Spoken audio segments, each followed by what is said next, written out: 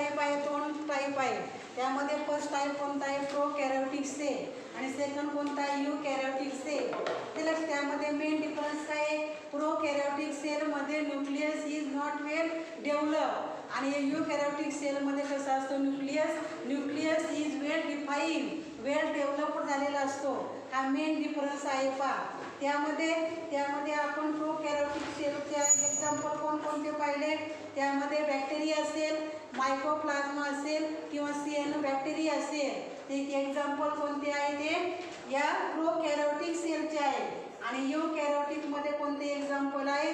That is a plants and animal. त्यामध्ये main difference लक्षात ठेवा. प्रोकॅरियोटिक सेलमध्ये जो न्यूक्लियस असतो तो वेल डेव्हलप्ड नसतो आणि युकॅरियोटिक सेलमध्ये कसा असतो? तो वेल डेव्हलप्ड असतो. आणि त्यामध्ये एक्झाम्पल लक्षात ठेवा.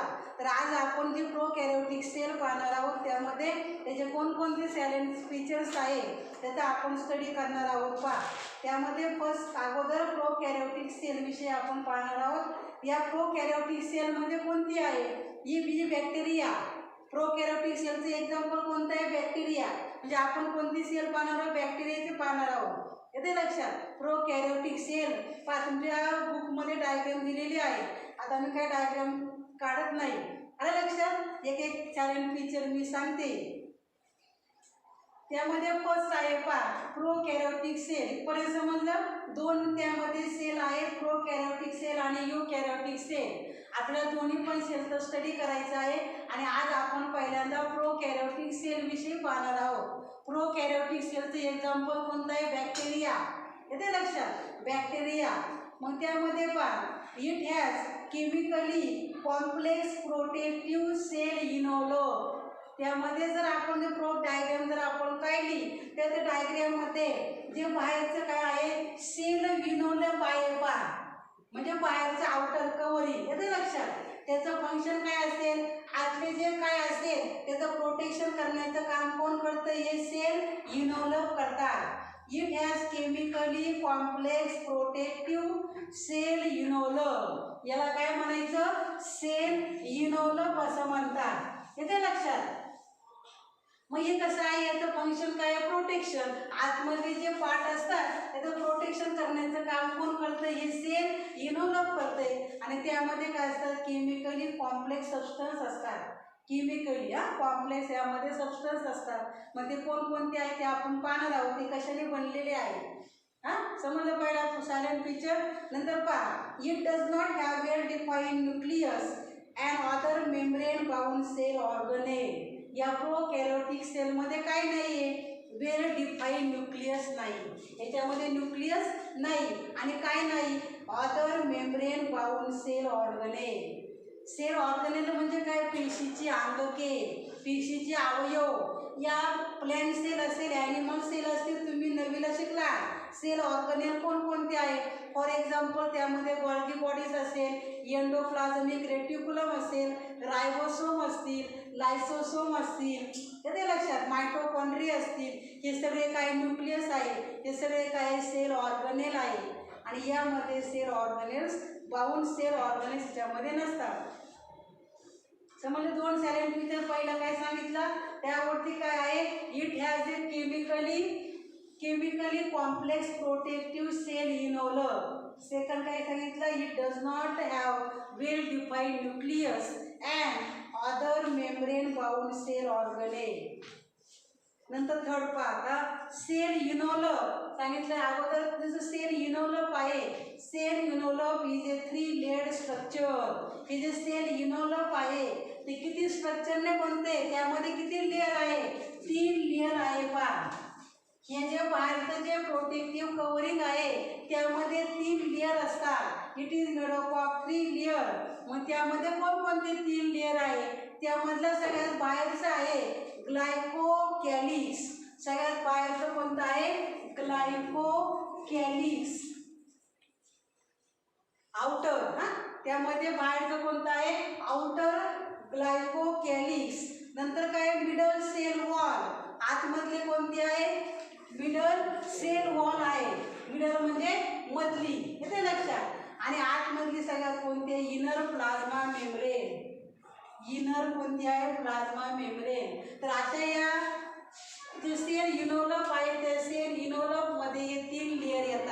डायग्राम इथे दाखवलेला आहे, इथे लक्षात.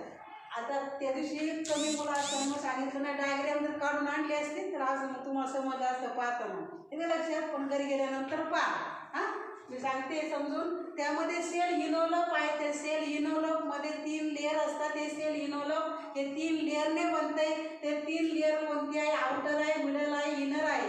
आउटरला काय म्हणतात? ग्लायकोकॅलिक्स असं म्हणतात. मिडलला काय म्हणतात? सेल वॉल असं म्हणतात. आणि इनरला काय म्हणतात? प्लाझ्मा मेम्ब्रेन असं म्हणतात. प्लाझ्मा मेम्ब्रेन किंवा सेल मेम्ब्रेन पण म्हणतात. सेल मेम्ब्रेन समजलं. आता आपण एक एक लेअर पाहणार आहोत. हे 3 लेअर कसे आहेत ते आपण एक एक लेअर पाहणार आहोत. मग त्यामध्ये जो ग्लायकोकॅलिक्स आहे, सगळ्यात जो आउटर आहे, glycocalyx is present at either slime layer or capsule. आता हे जे ग्लायकोकॅलिक्स आहे ना, आउटर आहे, मग त्याचं फंक्शन काय असेल? प्रोटेक्शन. येते लक्षात. मग हे जे ग्लायकोकॅलिक्स आहे, हे ग्लायकोकॅलिक्स पण 2 याच्यामध्ये असतंय. हा जो आउटर लेअर आहे त्याच्यामध्ये पण 2 लेअर असतात. एक कोणता आहे? एक स्लाइम लेअर आहे. कोणता आहे? पहिला स्लाइम लेअर. आणि दुसरा कोणता आहे? दुसरा आहे कॅप्सूल. हे ग्लायकोकॅलिक्स पण 2 लेअर मध्ये असतात. त्यामध्ये फर्स्ट आहे स्लाइम लेअर आणि दुसरा कोणता आहे? कॅप्सूल. हे जे स्लाइम लेअर आहे हे कसं असतं? पातळ असते. कसं असतं? पातळ. आणि हे कसं असतं? कॅप्सूल टफ असते, जाड असते. इथे लक्षात.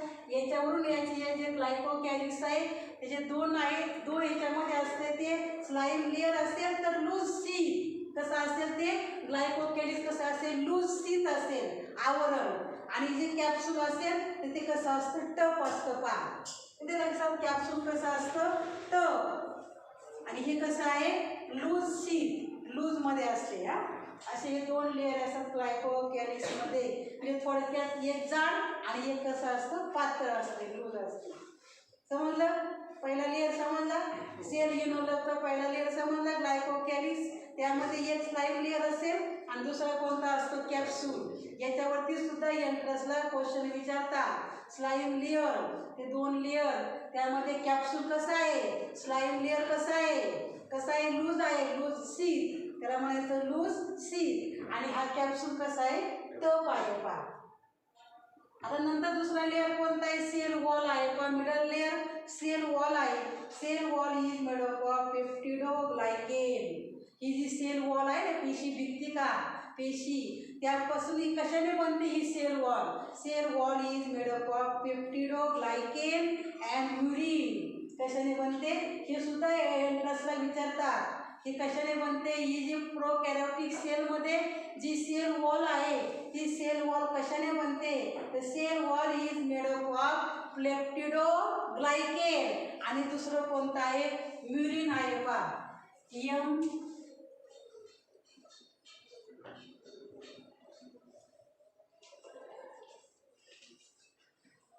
म्युरिन.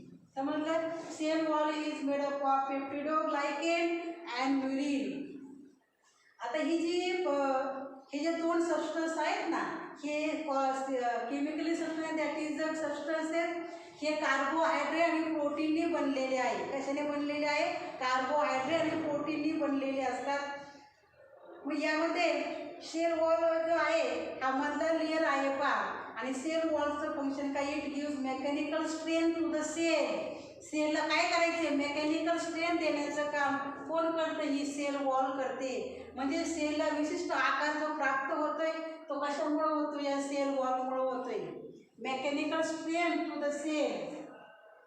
आता याच्यामध्ये त्यांनी सांगितले बा पेप्टिडोग्लायकेन ही जी आहे ना, इन ग्राम पॉझिटिव्ह बॅक्टेरिया. कोणती आहे ही पेप्टिडोग्लायकेन? याला काय म्हणायचं? ग्राम positive bacteria.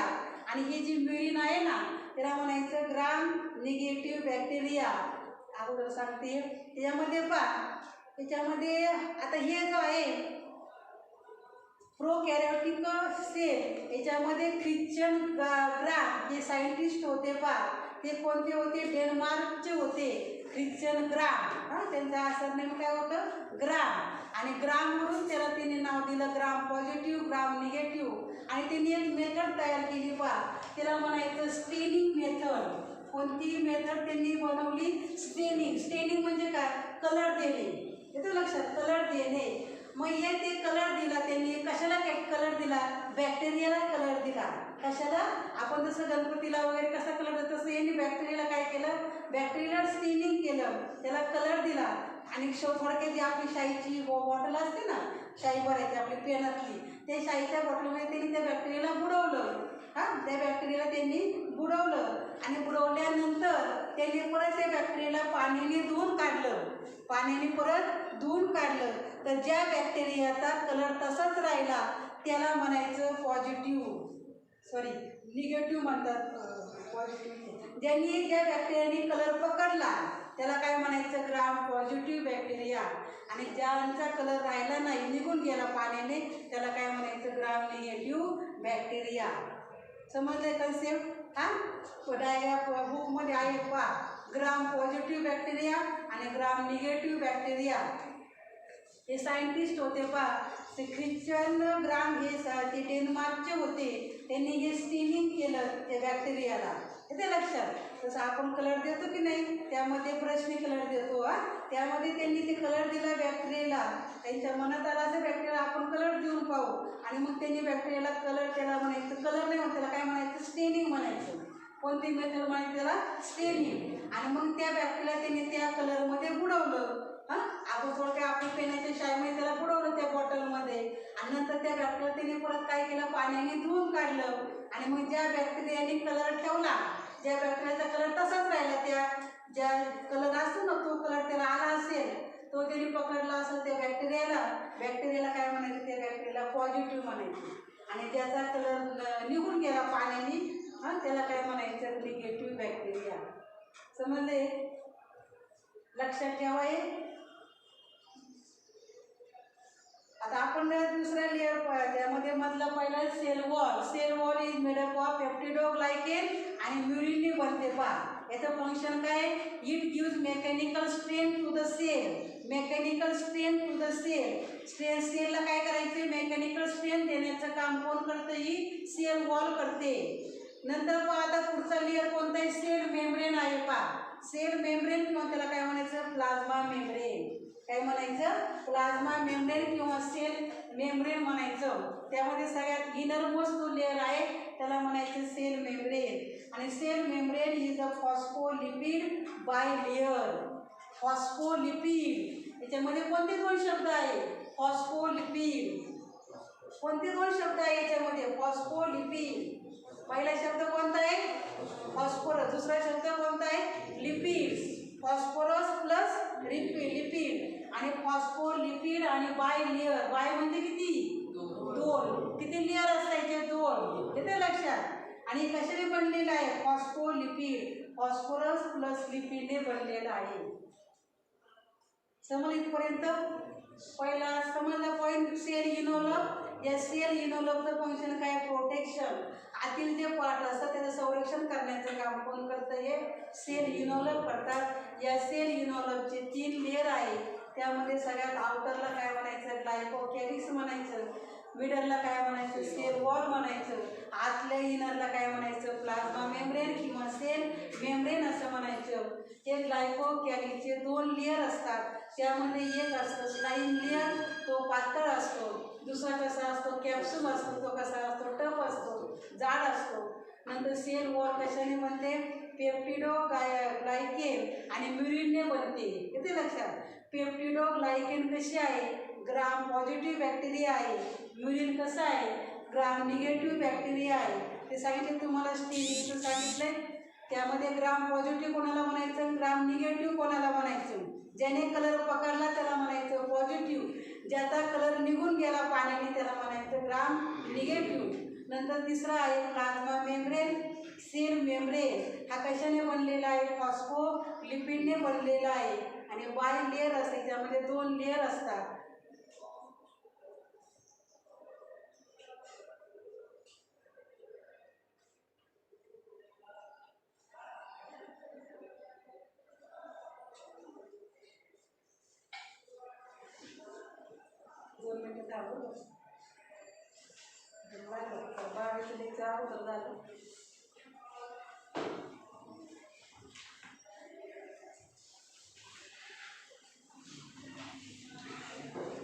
In motile bacteria म्हणजे लागे हालचाल करायला काही तर नाही चान्स घेऊन येत काही जण तेच गप्पा मारायला तयार.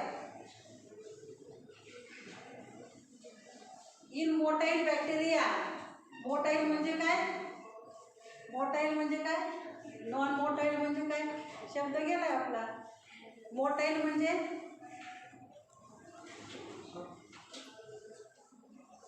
हा नाही,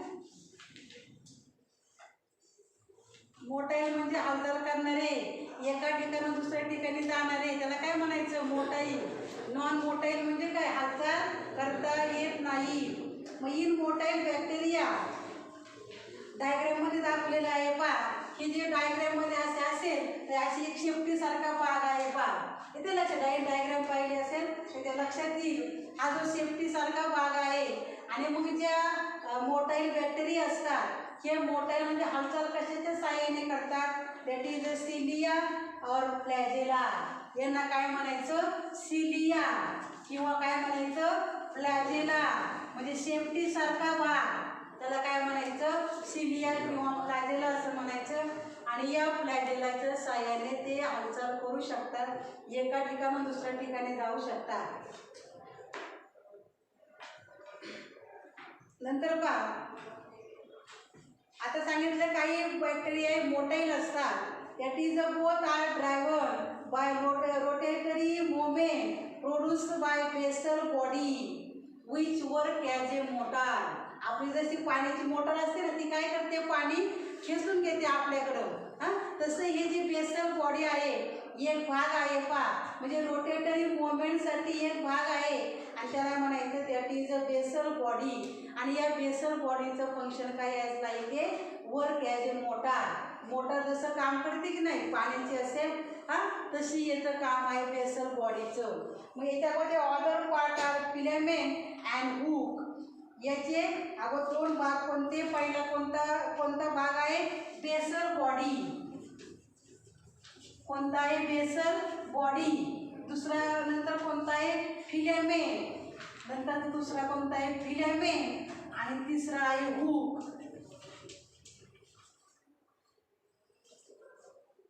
तर ही थोडक्यात जी मोमेंट आहे ना, आता सांगितलं जे मोटाईल बॅक्टेरिया असतात जे हालचाल करू शकतात ते सिलिया आणि फ्लॅजेलाच्या साहाय्याने हालचाल करू शकतात. आणि both are driven by rotatory moment produce by. त्यांची जी रोटेटरी जी मोमेंट आहे ती कोणाच्या साहाय्याने होते, या बेसल बॉडीच्या साहाय्याने होते. ते लक्षात, which work as a motor. आणि मग ही बेसल बॉडी काय करते, मोमेंट करते.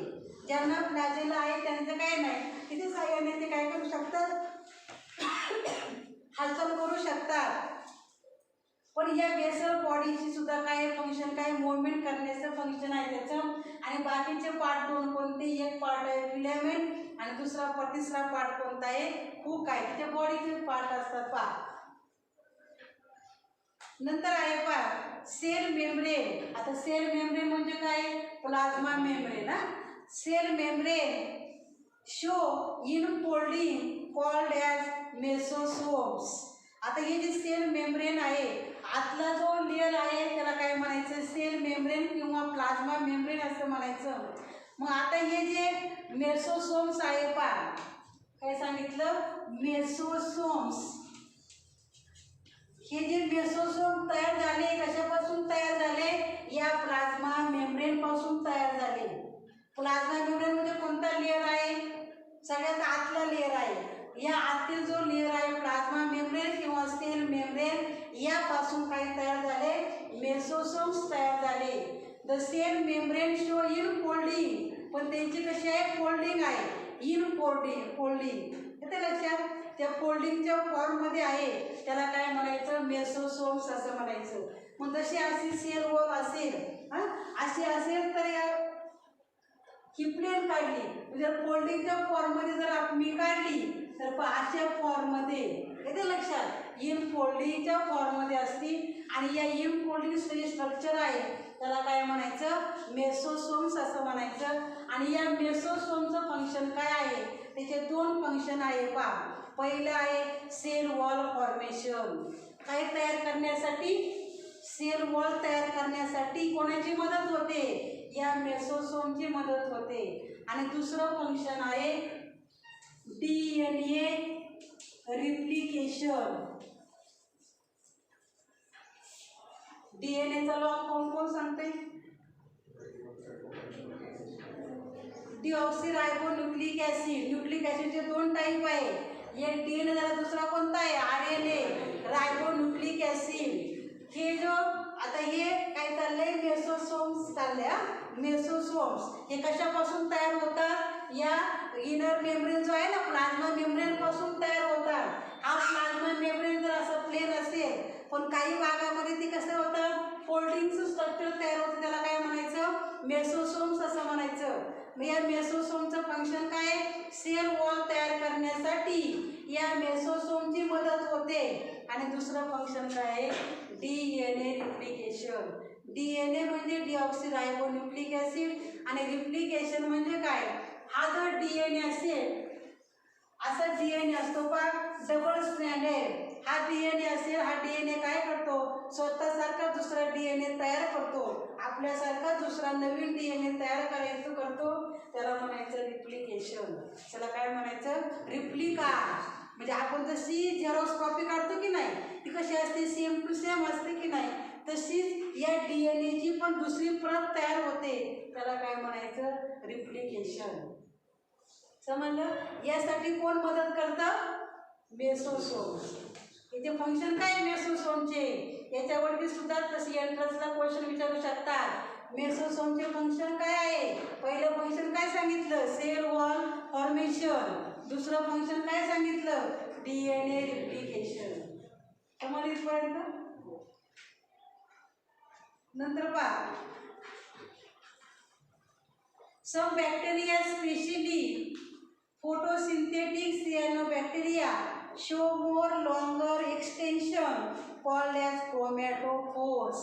काही बॅक्टेरियामध्ये असं लॉंग एक्सटेन्शन झालेलं असतं पा, त्याला काय म्हणायचं? क्रोमॅटोफोर्स असं म्हणायचं. आणि मग हे जे मेसोसोम सांगितले आणि हे जे क्रोमॅटोफोर्स सांगितले, हे दोन्ही पण हे कशापासून तयार होतात? या प्लाझ्मा मेम्ब्रेन पासून तयार होतात. लक्षात ठेवा. नंतर सम बॅक्टेरिया स्पेशली, काही बॅक्टेरियामध्ये सांगितलंय, येतं लक्षात? काही सगळ्यामध्ये नाही. जसं काही बॅक्टेरियामध्येच प्लाझ्मिड असतात, काही बॅक्टेरियामध्ये प्लाझ्मिड नसतात. कारण आपण प्रोकॅरियोटिक सेल पाहतोय. ते एक्झाम्पल कोणते? म्हणजे कोणती सेल आहे ही? बॅक्टेरियल सेल विषयी आपण शिकतोय. येते लक्षात? एक्झाम्पल कोणते? आपण बॅक्टेरियाच पाहतोय. मग बॅक्टेरिया कोणत्या किंगडम मध्ये मोडते बरं? बॅक्टेरिया कोणत्या किंगडम मध्ये मोडते? आपण जे 5 किंगडम शिकलो त्यामध्ये कोणत्या किंगडम मध्ये बॅक्टेरिया मोडते? Monera, Protista, algae, fungi, Animalia. तर कोणत्या बॅक्टेरियामध्ये बॅक्टेरियाचे एक्झाम्पल पाहिले आपण? कोणामध्ये पाहिले? Kingdom Monera. कशामध्ये? किंगडम मोनेरामध्ये सगळ्या बॅक्टेरिया येतात. सियानोबॅक्टेरिया असेल, बॅक्टेरिया असेल, ब्लू ग्रीन आल्गी असेल, पहा. तर some bacteria specially photosynthetic cyanobacteria show more longer extension called as chromatophore. काही बॅक्टेरियामध्ये स्पेशली हे जे स्ट्रक्चर असते सगळ्या बॅक्टेरियामध्ये नसते, असं लॉंग एक्सटेन्शन झालेलं असते. त्याला काय म्हणायचं? क्रोमॅटोफोर्स असं म्हणतात. आणि हे जे दोन्ही स्ट्रक्चर आहे, मेसोसोम सांगितले, हे क्रोमॅटोफोर्स सांगितले, हे दोन्ही पण स्ट्रक्चर हे सेल मेम्ब्रेननी तयार झालेले आहे. समजलं? क्रोमॅटोफोर्स आणि मेसोसोम्स. आणि हे जे क्रोमॅटोफोर्स असतात, या क्रोमॅटोफोर्समध्ये फोटोसिंथेटिक पिगमेंट असतात. फोटोसिंथेटिक पिगमेंट माहिती ना कोणकोणते आहे? क्लोरोफिल ए असेल, क्लोरोफिल बी असेल, क्लोरोफिल सी असेल, बरेच आहेत. ते आपण नंतर शिकायचे 12वीमध्ये. त्यामध्ये बरेच टाईपचे क्लोरोफिल पिगमेंट असतात. मग या क्रोमॅटोफोरमध्ये फोटोसिंथेटिक पिगमेंट असतात. आणि फोटोसिंथेटिक पिगमेंट असल्यामुळं हे काय करत असतील? हे दुसऱ्यावरती अवलंबून असतात का स्वतःचं अन्न स्वतः तयार करतात? स्वतःचं अन्न स्वतः तयार करतात with the help of the photosynthetic pigment. म्हणजे त्यामध्ये काय आहे? क्लोरोफिल असेल, फोटोसिंथेटिक पिगमेंट. येते लक्षात. मग हे स्वतःचे अन्न काय करतात, स्वतः तयार करतात. समजलं इथपर्यंत. आता पुढं पहा. द सायटोप्लाझम कंटेन, या प्रोकॅरियोटिक सेलमध्ये जे सायटोप्लाझम आहे त्या सायटोप्लाझममध्ये जे डेन्स पार्टिकल आहे त्यांना म्हणायचं रायबोसोम्स असं म्हणतात. सायटोप्लाझममध्ये जे पार्टिकल आहे, डेन्स पार्टिकल, डेन्स म्हणजे जाड जे पार्टिकल आहे त्यांना काय म्हणायचं, रायबोसोम्स असं म्हणतात. काय म्हणतात, रायबोसोम्स. रायबोसोम्स वेगळे, लायसोसोम्स वेगळे. येते लक्षात. लायसोसोम्सला सुसाईड बॅग म्हणतात. येते लक्षात. ते काय म्हणतात पहा, तुम्ही नववीला होतं ते, नववीला आहे पूर्ण सेल ऑर्गनेल तुम्ही स्टडी केलेला आहे पहा. सेल पूर्ण सेल ऑर्गनेल शिकले आहे. त्यामध्ये न्यूक्लियस असेल, मायटोकॉन्ड्री असेल, ते तुम्ही शिकले आहात नववीला. तर त्या हा जो आहे रायबोसोम्स, त्या सायटोप्लाझममध्ये काय असतात, ते रायबोसोम्स असतात. आणि रायबोसोमचं फंक्शन काय आहे, प्रोटीन सिंथेसिस. हे रायबोसोम्स काय करतात, ज्या वेळेला प्रोटीन मॉलिक्यूल तयार होतात. प्रोटीन मॉलिक्यूल कसे तयार होतात, 20 ॲमिनो ॲसिड, 20 ॲमिनो ॲसिड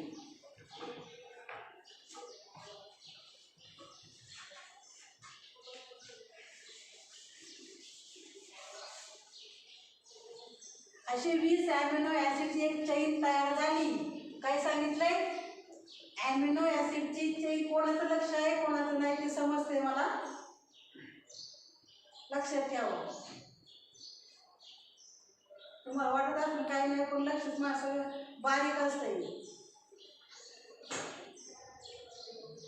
असं जेव्हा सारखं आणून आलं मी त्याला लेक्चरला बसू देणार नाही, सांगते, काही गरज नाही.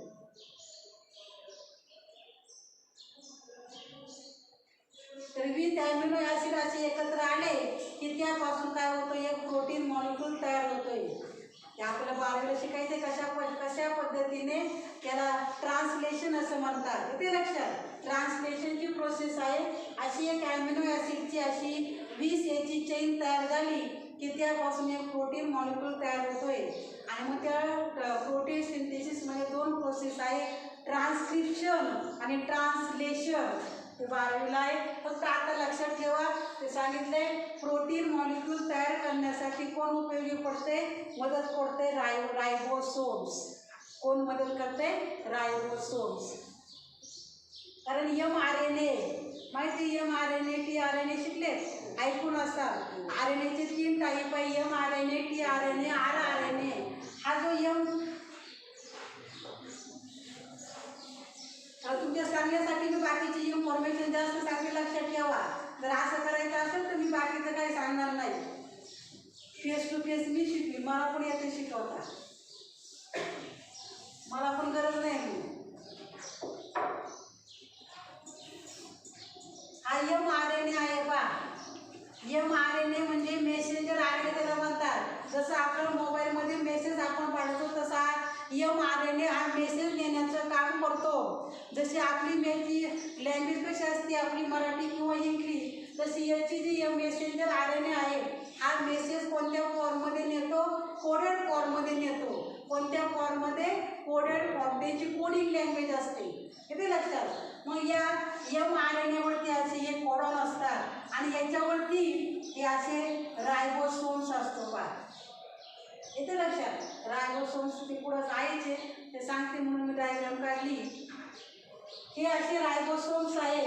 त्याच्यामध्ये एक लार्जर त्यामध्ये रायबोसोमचं फंक्शन काय आहे. मग हा tRNA काय येतो, हा mRNA झाला. tRNA याला ट्रान्सफर RNA घेऊन येतो.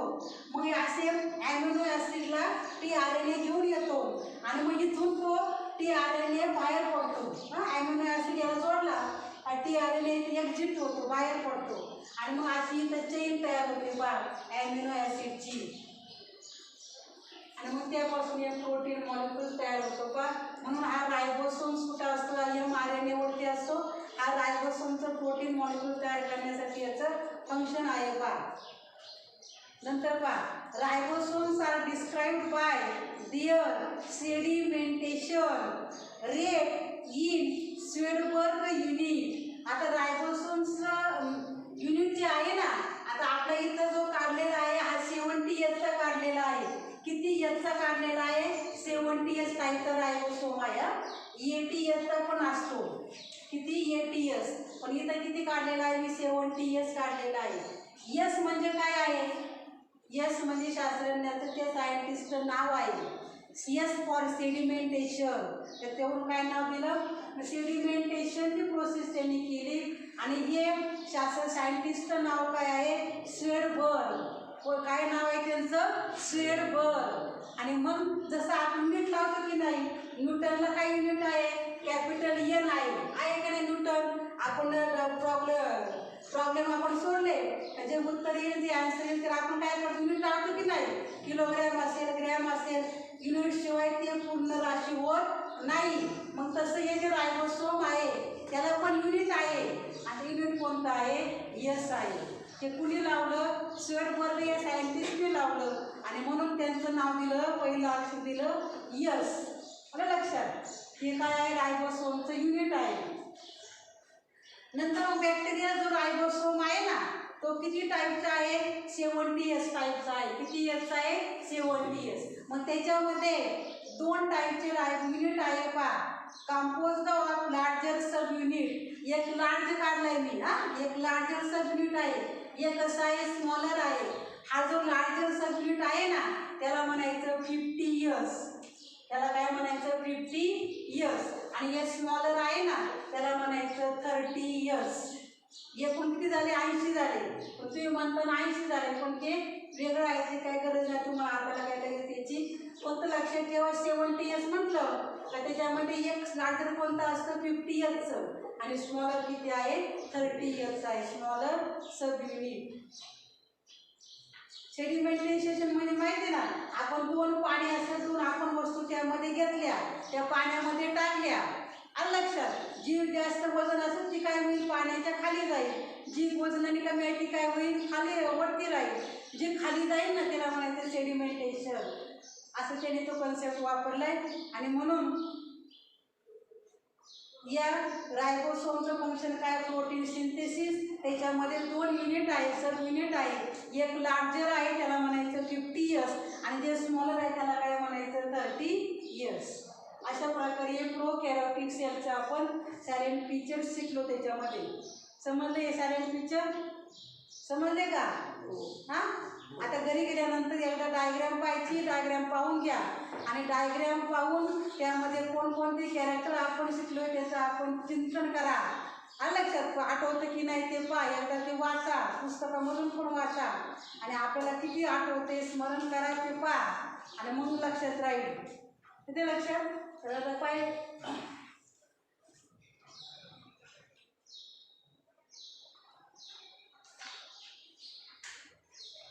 समजलं?